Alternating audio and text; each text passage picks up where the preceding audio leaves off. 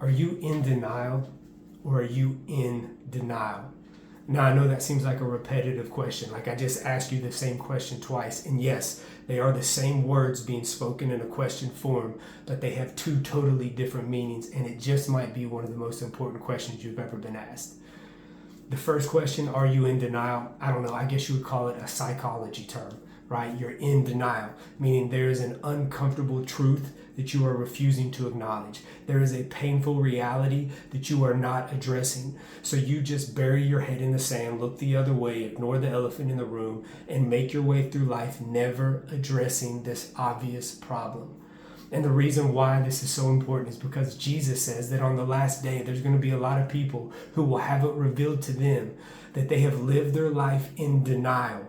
And the very thing that put them in denial, the thing that deceived them, was all of the good things that they were doing.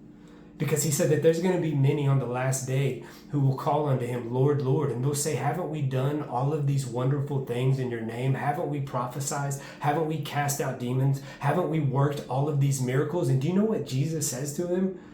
He says, depart from me, I never knew you.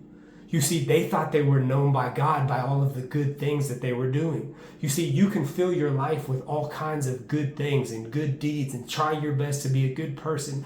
You can go to church every time the doors are open, study and read your Bible, learn everything that is in here, and then strive to live a life applying those things to your life. And you will live a life being in denial, being deceived by the very good things that you are doing.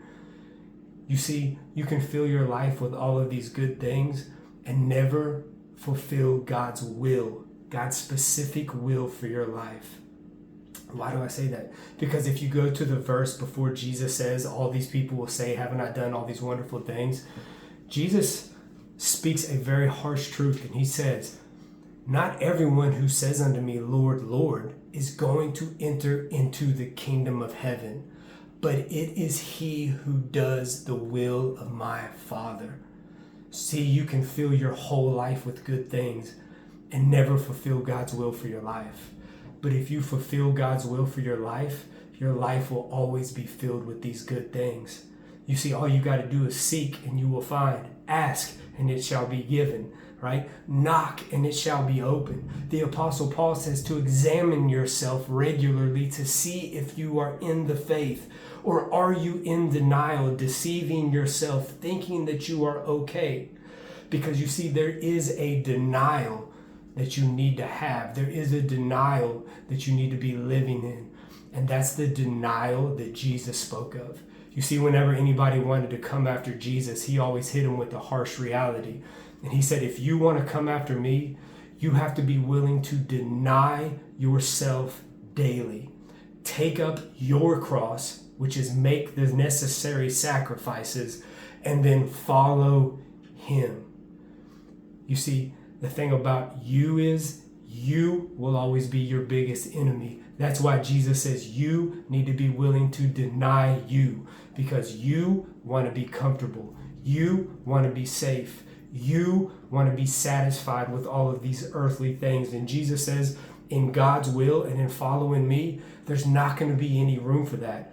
Go back and look at what these men were claiming were the accomplishments that were going to get them into the kingdom of heaven. Casting out demons, prophesying, working miracles. These were things that everyone got to see and witness. They were things that drew attention. Listen to what Jesus says are important when following him. He says, if you're going to pray, go into your closet and pray in secret. He says, you want to do good deeds? Do it so privately that your left hand doesn't know what your right hand is doing. He says that when you follow me, one of the denials of self you're going to have to make, it's going to be fasting. And when you fast, I don't want you to walk around sounding a trumpet, letting everybody know how hungry you are. No, wash your face, anoint your head, and appear to men like you aren't fasting. See, Jesus isn't only worried about the things that everyone gets to see. Yes, he wants us to shine our light so men see our good works and glorify our Father in heaven. But the most important things are the things that you do in secret as you follow him and as you deny yourself that no one ever knows about. And he says that when you do these things in secret, I will reward you openly, right? So ask yourself, are you living a life in denial? Have you deceived yourself because you're doing good things? But have you ever honestly sought God's will for your life? Because I truly believe everyone was created by God. And He created you with a purpose, He created you with a plan, and He created you with a specific will for your life. And all you have to do is seek it out. And it'll probably be scary, it'll probably be intimidating, it'll be uncomfortable, it'll draw you out of your comfort zone. But the more you deny yourself, the more deception begins to fall off around you.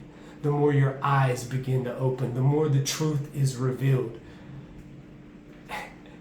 And then on the last day, you don't hear, "Depart from me, I never knew you." You hear, "Well done, thou good and faithful servant." I know it was tough. I know it was hard. I know I called you to do challenging things, hard things, difficult things. I know I had you deny yourself of a lot of earthly pleasures that everyone else was indulging in. But now enter into this eternal kingdom that I have prepared for you that will never end. Examine yourself.